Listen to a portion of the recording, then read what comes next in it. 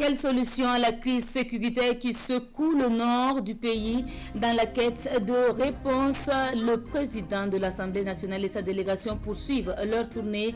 48 heures sont consacrées aux échanges avec les élus locaux et nationaux de la région. Il est aussi question des déplacés internes et des prochaines élections. Les recommandations retenues en ouverture de journal. Membres à part entière de la société, leurs différences célébrées chaque 13 juin. Une différence de peau et non de cœur qui pourtant les expose à bien de travers. Les personnes albinos dénoncent une discrimination, une stigmatisation, des enlèvements et meurtres dont elles sont victimes. Un calvaire imposé par la société. Ce soir, une large page leur est consacrée dans cette édition. Nous aurons également avec nous Madame Maïmouna Déné, présidente de l'Association des femmes albinos.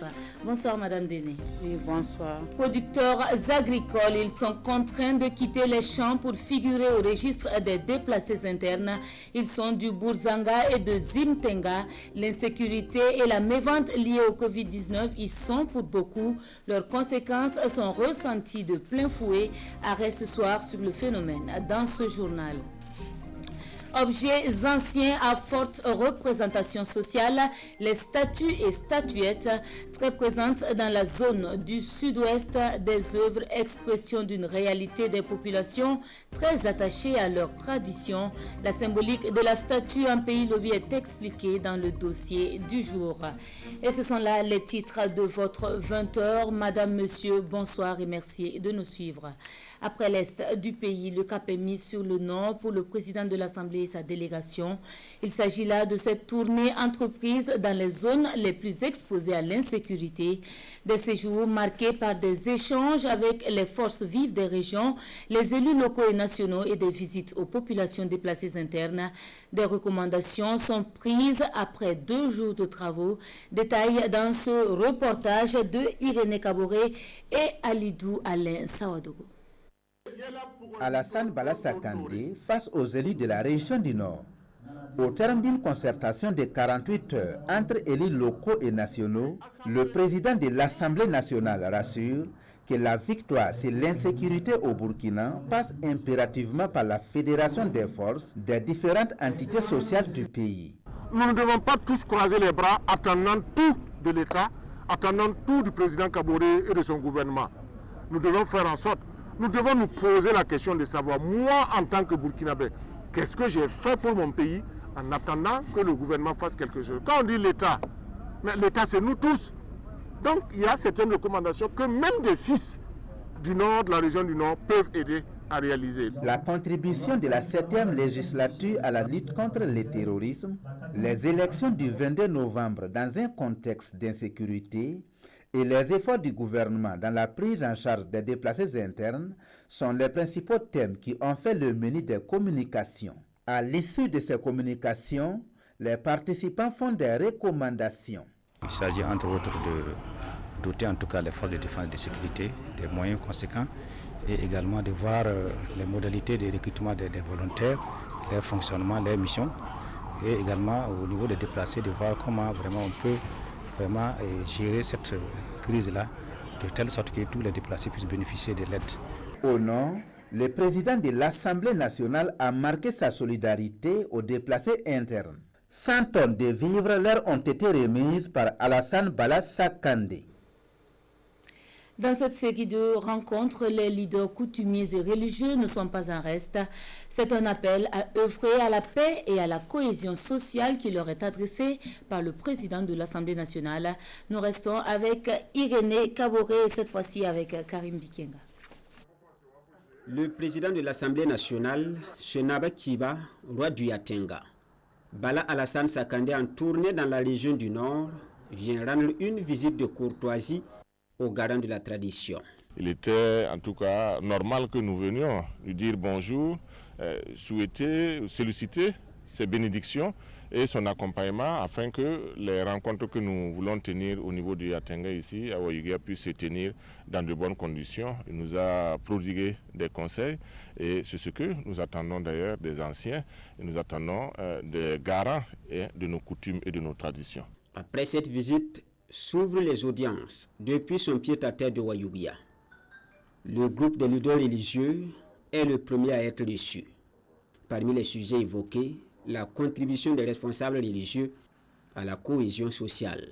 Un pasteur ou un imam ou un prêtre qui prêche, il y a plusieurs personnes qui l'écoutent. Et il nous a donc invités à, j'allais dire, continuer la sensibilisation pour la cohésion sociale. Après les leaders religieux, le chef du Parlement a poursuivi ses audiences avec d'autres groupements, dont les forces de défense et de sécurité. Le monde parle d'albinisme ce 13 juin, une journée internationale dédiée aux personnes albinos. Fait pour briller, c'est le thème autour duquel se mène la réflexion retenue par l'Association pour l'inclusion des personnes albinos. Les stigmatisations et les mauvais traitements sont dénoncés à l'occasion. Nous suivons ce compte-rendu de Draman Guéné et Bernard Kombele.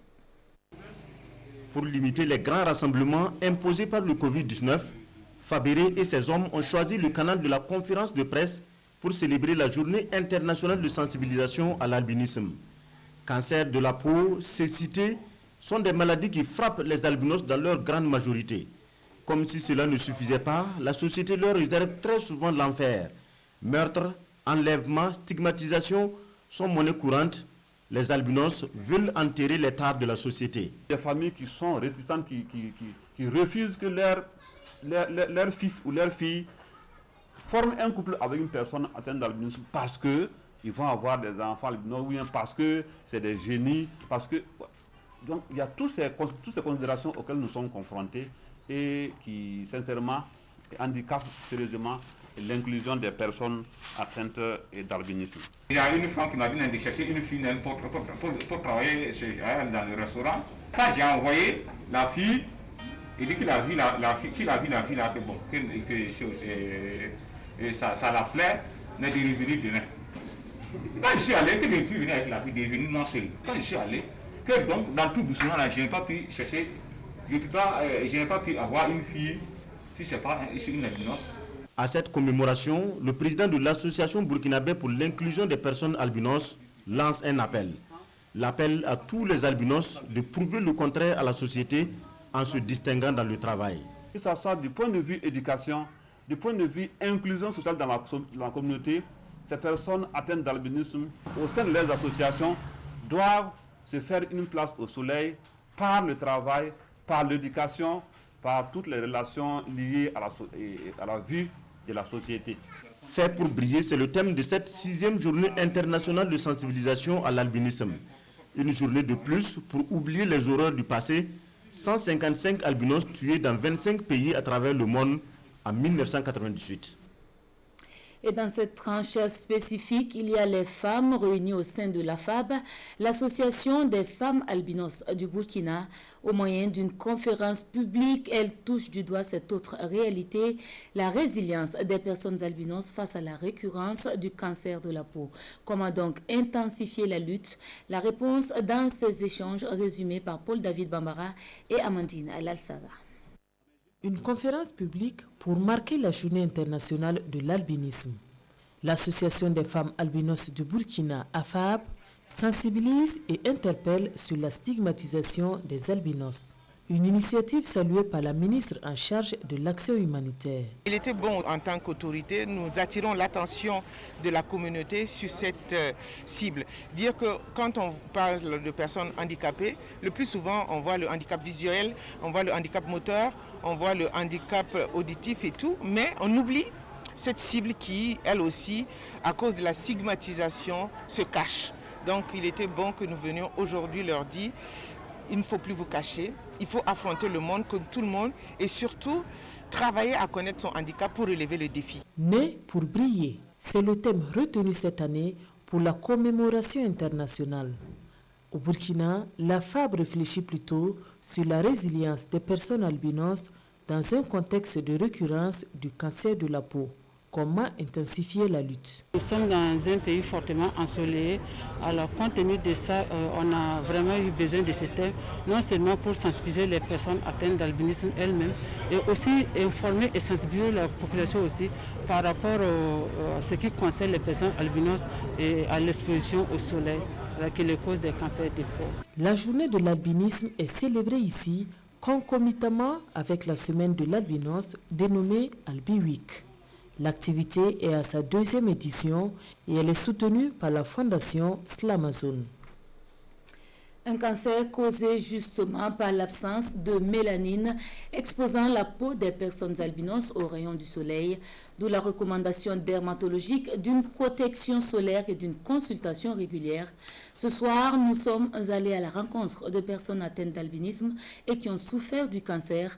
L'accompagnement de l'État est sollicité pour la gratuité des consultations dermatologiques. Nongba Kouda et Amandine Lalsaga.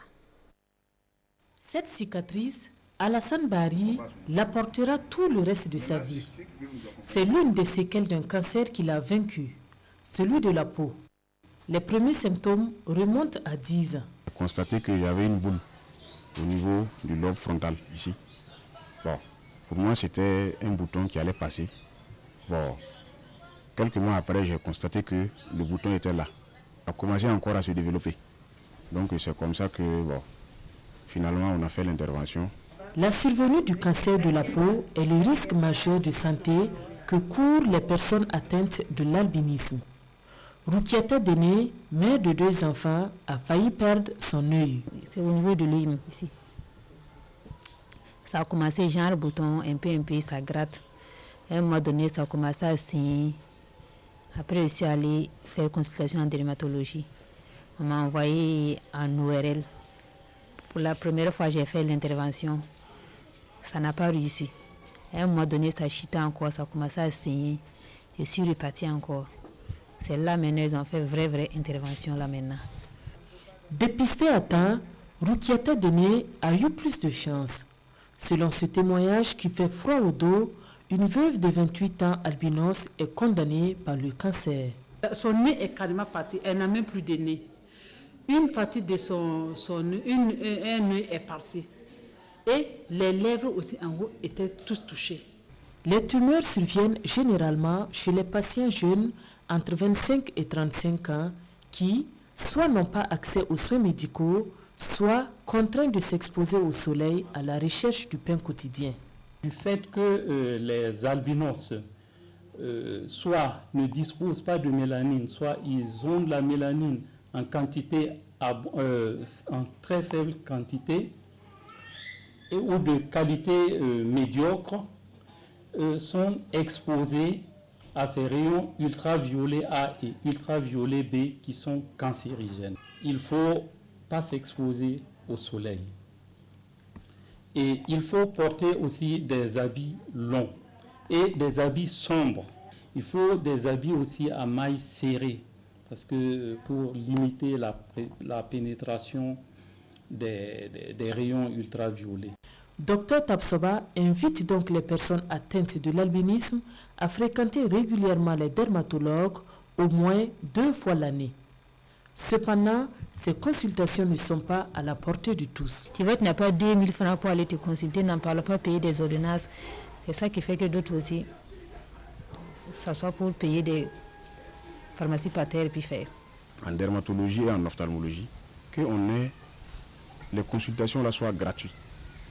Si les soins sont gratuits à ce niveau, donc bon, tu ne peux pas, tu as le courage d'aller au moins te faire consulter. Un cri de cœur qu'ils entendent encore lancer ce 13 juin, date de la journée qui leur est dédiée. Et justement, le thème retenu cette année par l'Association des femmes albinos du Burkina est en lien avec le cancer de la peau.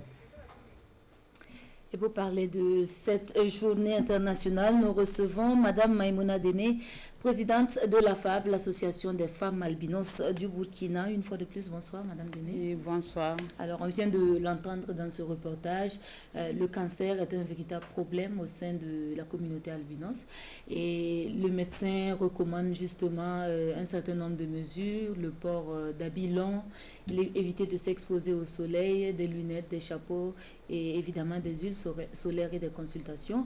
Est-ce que en votre sein, ces mesures-là sont faciles d'application?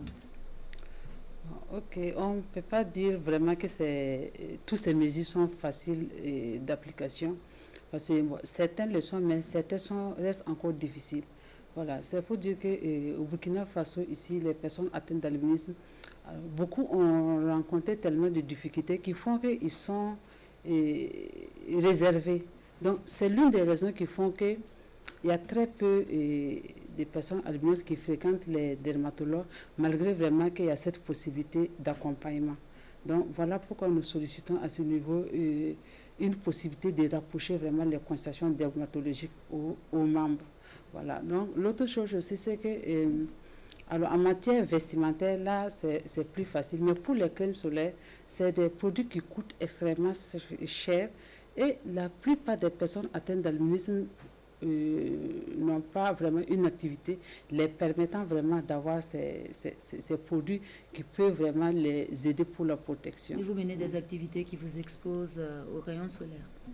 Oui, beaucoup de fois on est obligé parce que comme on le dit souvent, alors toutes les personnes atteintes d'albinisme sont malvoyantes. Et c'est l'une des raisons qui fait que beaucoup d'albinos ne sont pas allés très loin à l'école. Alors, ne pas aller très loin à l'école, ça dit en même temps qu'avoir accès à certains emplois est difficile. Et l'autre chose aussi, c'est que la société burkinabé n'ont pas vraiment beaucoup d'informations sur l'albinisme, ce qui fait qu'il y a très peu de personnes aussi qui sont prêtes pour accepter les personnes albinos. Justement, quel est le regard aujourd'hui de la société sur la personne albinos? Nous sommes en 2020. Est-ce que vous avez l'impression que les pesanteurs changent? Est-ce que vous avez le sentiment que vous êtes de plus en plus accepté? Oui, ça, on peut le dire. On peut dire qu'il y a vraiment une avancée parce que aujourd'hui, avec l'inclusion inclusive, ça nous permet, nous, au niveau de nos associations, d'approcher aujourd'hui les enseignants pour les parler des enfants albinos, pour qu'eux aussi puissent les accompagner, souvent en les mettant carrément devant, à côté du tableau, ou les permettre de se déplacer pour aller suivre. Donc, tout cela contribue aujourd'hui à ce que les personnes albinos puissent aller très loin à l'école. Aussi, avec les sensibilisations et les activités que nous menons, il y a certaines entreprises privées aussi qui commencent vraiment à accepter les personnes albinos dans leurs entreprises. Alors, ce qui n'était pas vraiment le cas dans les années passées. D'accord. Alors, aujourd'hui, c'est une journée commémorative, elle est internationale. Qu'est-ce que vous souhaiteriez faire passer comme message? Ce que nous voulons faire passer comme message, c'est d'abord à la population burkinabé. Alors, dire que les albinos ne viennent pas d'ailleurs. La plupart des personnes albinos que vous voyez viennent toujours des parents qui ont la peau noire. Et la plupart des personnes albinos aussi ont des enfants qui ont la peau noire. Donc, d'où vraiment le besoin de s'accepter. Voilà. L'autre chose, c'est vraiment demander à l'État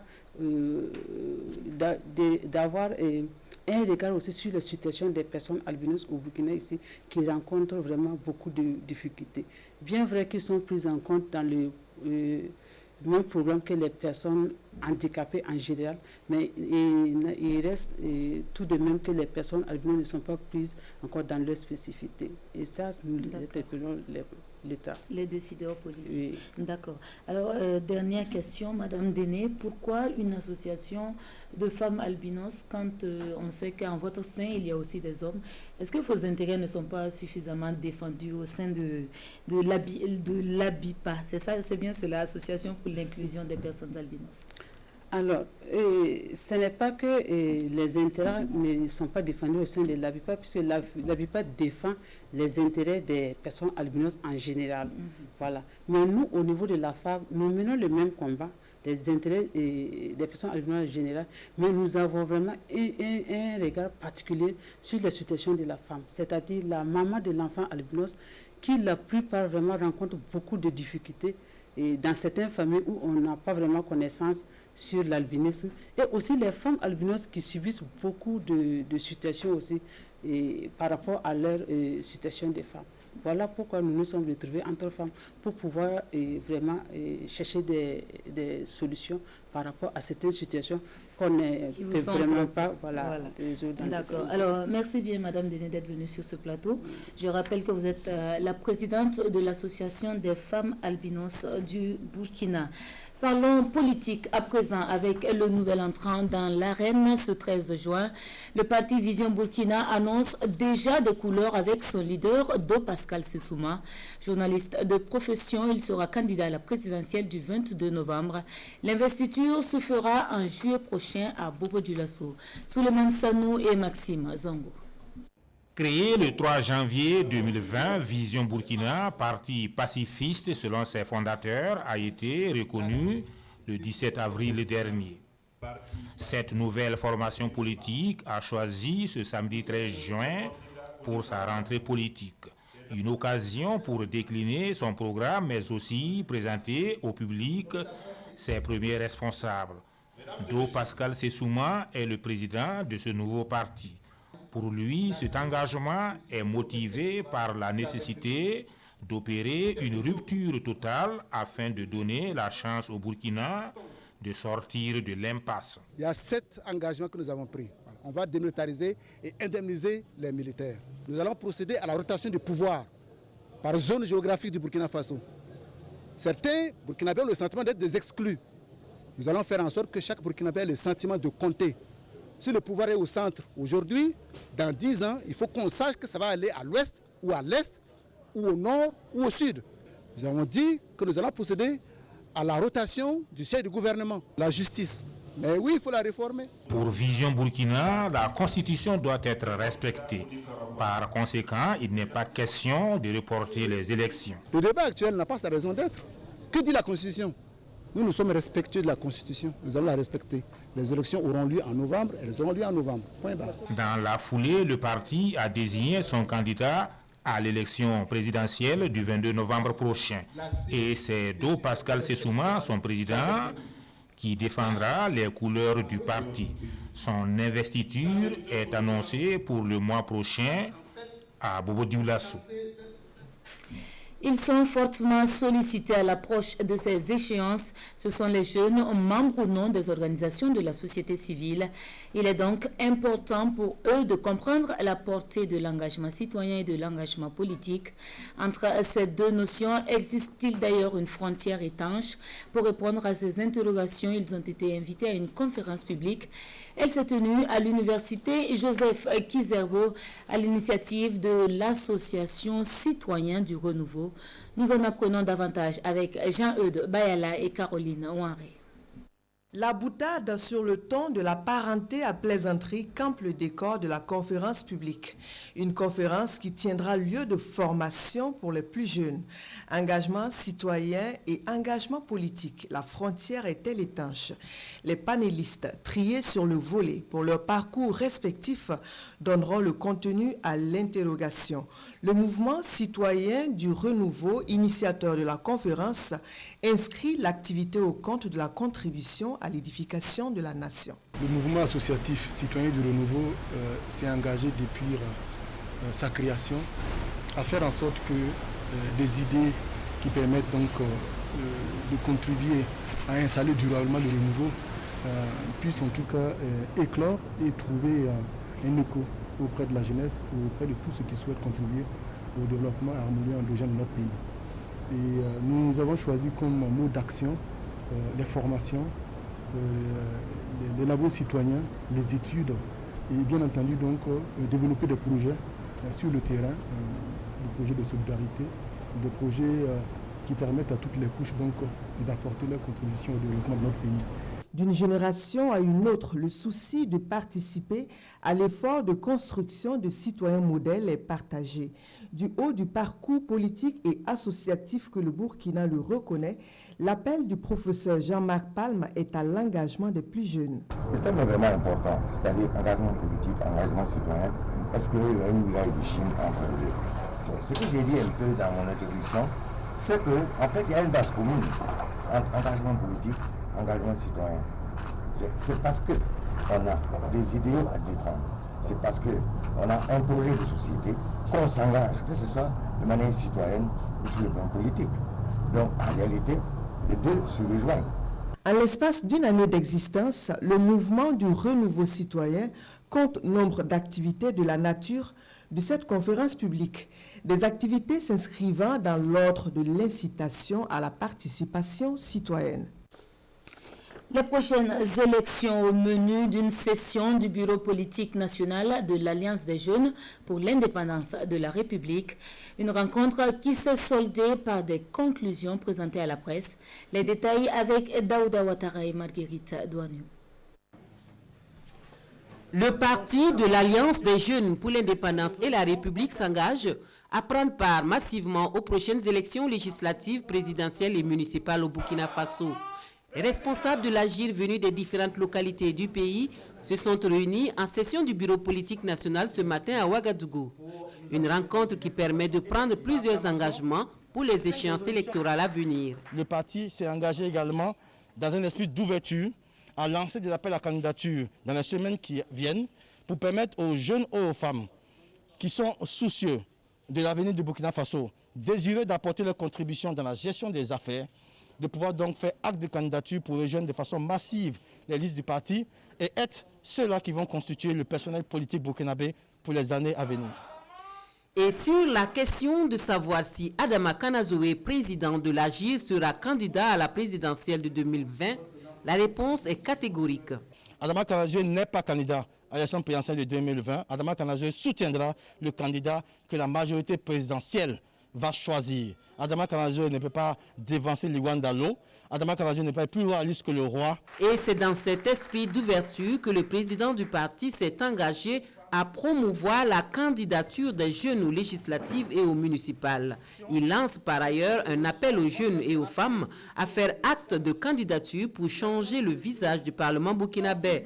Le parti de la mouvance présidentielle appelle également l'ensemble des partis politiques à jouer la carte de la transparence pour des élections sans fraude. En visioconférence, les Rotariens des 10 pays que compte le district 9101, une 7e conférence qui se tient ce 13 juin. Elle est aussi le cadre idéal pour se former, nouer des partenariats et faire le bilan des actions antérieures. Le compte-rendu de Roger Kam et Oumou Sissé.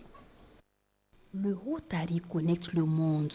Ce thème du mandat 2019-2020 du Rotary international a tout son sens à cette 7e conférence du district 9101 de l'organisation.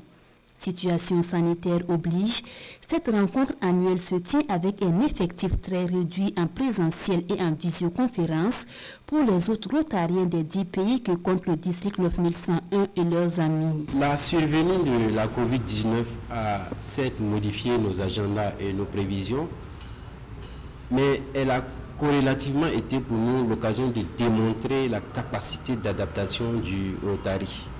Et vous avez dû certainement constater sur le terrain la multiplication des actions des différents clubs Rotary au profit des communautés. Une situation sanitaire mondiale qui n'a donc entaché à rien la volonté des Rotariens de servir leur communauté. Le mandat 2019-2020, c'est peut-être les autres qui donneront leur jugement.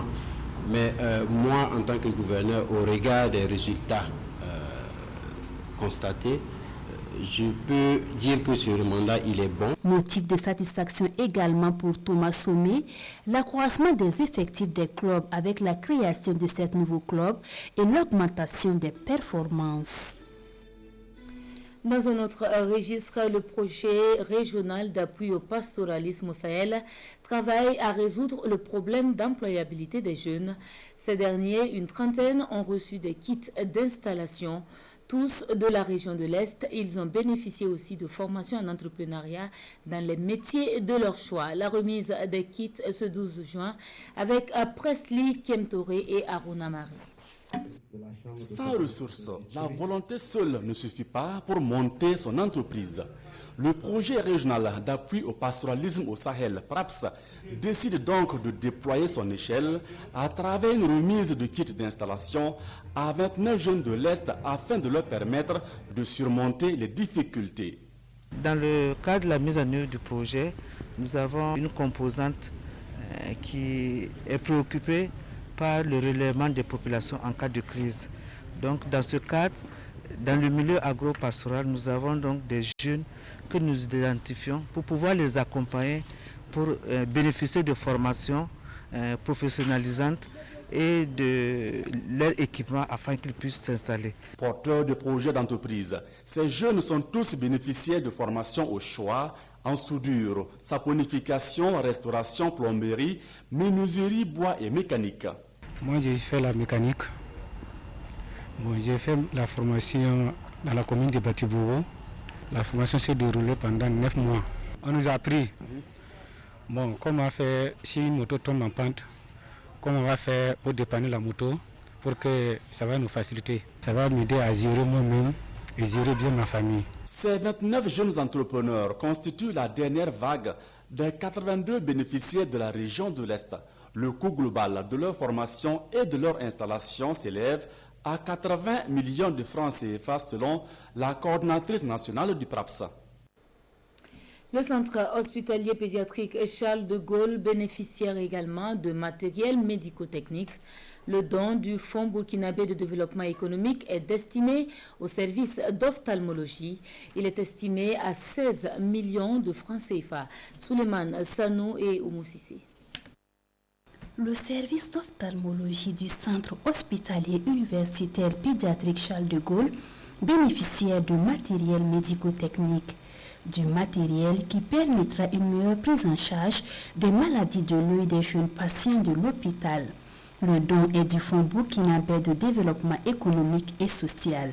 Pour le cas spécifique de ce matin, c'est les prérogatives de subventions d'équipements accordés à certaines structures étatiques, des subventions non remboursables permettant à ces structures-là d'avoir un certain nombre de matériel pouvant permettre d'accompagner l'ensemble de la population dans le domaine du développement économique et social. Ce matériel d'une valeur de 16 millions de francs CFA permettra à l'unité d'ophtalmologie du CHU d'être un centre de référence spécialisé dans la prise en charge des pathologies touchant l'œil chez l'enfant. Il faut reconnaître que l'unité d'ophtalmologie a été créée il n'y a pas longtemps et qu'on a eu vent que le fonds et subventionne des activités dans d'autres structures publiques. En tout cas, c'était une aubaine pour nous. Et le prochain défi pour la direction du CHU pédiatrique Charles de Gaulle est l'équipement du service d'ORL. Et elle a le regard tourné une fois de plus vers le Fonds burkinabé de développement économique et social. Producteurs maraîchers, ils ont subi de plein fouet les conséquences du Covid et de l'insécurité. Il s'agit pour certains de la mévente et pour d'autres d'impossibilité à produire. Certains producteurs du Bourzanga et du Zimtanga sont même devenus déplacés internes. Le constat de Martin Ouedraogo et Jacques Ouedraogo. 4 500 000 francs CFA, c'est le montant que ce producteur doit à la Caisse populaire de Kongossi. Comme lui, ils sont nombreux les producteurs maraîchers qui éprouvent des difficultés pour solder leurs crédits. La maladie à coronavirus et l'insécurité en sont les principales causes.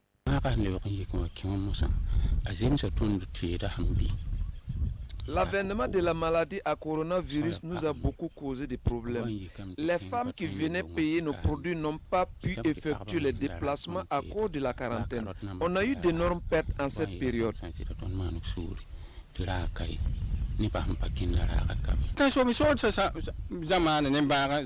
Avec le Covid-19 et l'insécurité, nos clients ont fui. Les rares personnes qui venaient aussi se plaignaient de l'état des produits maraîchers. Et voilà que les caisses populaires réclament son argent. La Fédération des unions et groupements des coopératives maraîchères du BAM, Figecom BAM, assistent avec impuissance à la souffrance de leurs membres. Certains sont même devenus des déplacés internes, en l'occurrence les producteurs de Zimtanga et de Bourzanga. Je connais même un producteur. Bon, en fait, c'est plusieurs, mais en fait, c'est lui son cas que je retiens. Voilà, parce qu'en fait, lui, il est venu spécialement me voir parce qu'il avait pris un crédit au niveau de la caisse et il a même déjà préparé ses pépinières. Il a même repiqué. Voilà, mais maintenant, avec les premières attaques, il était obligé de fuir et puis laisser et ses pépinières et ce qu'il avait fait comme repiquage. À la Caisse populaire de Kongossi, les inquiétudes sont nombreuses. Plus de 54 millions de francs CFA sont entre les mains des producteurs. 80% de cette somme sont détenus par les producteurs de Zimtanga et de Bourzanga, devenus des déplacés internes. Les gens ont fui leur domicile, sont devenus déplacés, on ne sait même plus où ils se trouvent, ils n'ont plus rien. Que faut-il faire? Nous avons transmis donc à la hiérarchie, c'est-à-dire à notre direction générale à Ouaga, et je pense que des réflexions sont toujours en cours par rapport à cette situation. Tous ont actuellement les yeux tournés vers le gouvernement burkinabé. Ils espèrent que des solutions seront bientôt trouvées afin de leur permettre d'entamer la saison agricole qui s'annonce déjà à grands pas. Cet autre titre de l'actualité a développé les statuettes en pays lobby. La culture est toujours vivace dans la zone et les populations très attachées à leurs traditions. Ces objets, pour elles, sont représentatifs de la réalité. Toute la symbolique de la statuette en pays lobby est expliquée dans ce reportage de Amadou Ilbodo et Draman Adadia. Takite donne corps et vie à son imagination. La statuette, tout un symbole en pays lobby. Le bois à sculpter est choisi en fonction du rituel à accomplir. De la sculpture en bois sur commande. De simples œuvres d'art aux yeux du profane qui parlent pourtant aux initiés. Le sujet, notre sculpteur, l'aborde avec réserve sans dévoiler le secret. Depuis que l'homme est créé, pour laisser sa trace, il a commencé par la sculpture. Voilà. Sinon on allait se perdre. Si les ancêtres n'avaient pas laissé ça, nous, on n'allait pas hériter de ces ancêtres. La statuette a bien sa place en pays lobby. On la retrouve dans chaque famille, à l'entrée ou à l'hôtel des fétiches. L'explication, nous la trouvons ici, au musée des civilisations des peuples du Sud-Ouest. C'est en partie un objet rituel. Et lors des cultes, lors des divinations, ils sont obligés donc de consulter donc, au niveau de ces statuettes-là, afin donc de mener toute action qu'ils veulent faire. Voilà pourquoi vous rencontrez donc au niveau de beaucoup de concessions donc, ces statuettes. Vous voyez, les casquettes, c'est un peu les deux guerres mondiales que l'Afrique a participé, et en particulier aussi le Burkina. Donc les Nubis, lorsqu'ils devaient partir à ces guerres-là, ils venaient faire des souffrances et demander aux ancêtres de les protéger, de les garder durant toute la guerre. Et ceux qui avaient la chance de revenir encore, c'était l'occasion pour eux de revenir encore pour remercier les ancêtres. Pour concevoir, on fait également recours au dieu de la fécondité. Et l'enfant qui naît est sous protection des ancêtres. Escale ici à l'hôtel de la maternité. Il y a l'hôtel de la maternité, voilà, qui concerne, ça veut dire quand ils mettent des enfants au monde, il faut qu'ils viennent consulter pour voir, et cet enfant, il est vraiment le bienvenu, est-ce qu'il a un avenir à Dieu. Donc c'est pourquoi il y a l'hôtel de la maternité, voilà, on vient consulter pour voir s'il y a des génies ou bien il y a des esprits qui le poursuivent. Il faut faire des sacrifices, voilà, pour que ces génies-là, ces esprits-là ne puissent pas le fatiguer pendant son existence. L'ancêtre, socialement représenté par la statuette, intercède en faveur des hommes. Il est donc vénéré et immortalisé à travers la statuette. Mais il faut le dire, cette tradition est à l'épreuve de la modernité. Et c'est ce qui referme l'édition de ce soir. Merci de nous avoir suivis. Excellent week-end et à demain, Dieu voulant.